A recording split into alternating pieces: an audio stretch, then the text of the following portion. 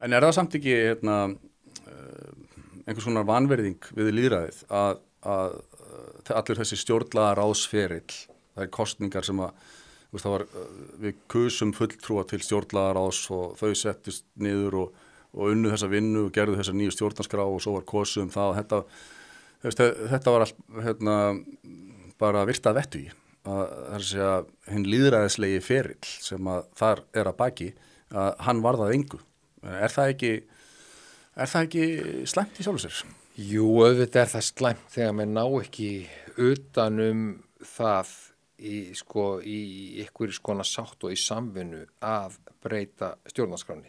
En þetta er flókið að því leitinu til að það formlega sé í höndum þingsins sem þarf að afgreiða stjórnarskrárbreytingar tvisasinnum með einu kosningum á milli.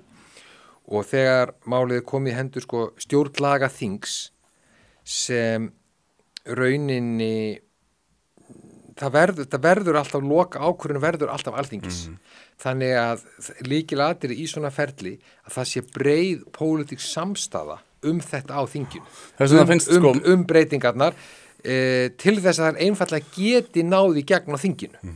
Þess vegna var, held ég, mörgum margir upplöðu sig svikna þegar að allir þessir ferill settur í gang og raun og veru mikið leikrit því að á endanum fólki var talið trúum að þarna verið að fara í vinnu sem kosið og hann annarkvæmt hafnað eða samþykkt en síðan það bara eins og þú segir, það endanum bara alþingi sem að ræður og þeir segja bara það við sem ráðum hér og við erum ekki að fara að taka inn eitthvað utanaðkomandi frá fólki út í bæ saman hvað það heitir stjórnlagaráð eða stjórnlagaþing og þið getur bara étið þessum út í frís. Það er mjög skiljanlegt að fólk upplifi á það sé ekki hlustað og það sé svona ýtti hliðar eftir alla þessa vinnu. Það er mjög skiljanlegt. En þá komum við inn á það án sé nokkuð að verja það.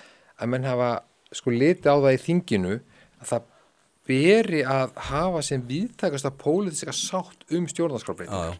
Því ef að rétt, því ef að hún á sér ekki stað þá lendum við í þessu eins og við lendum eftir stjórnlagaþingið að málið þokast ekkert áfram og af því held ég eins og ég var að nefna við þurfum að gera þetta í smáum skrefum til að ná utan einn hlut í einu það annað hefur sýnt sig að ekki að ganga upp.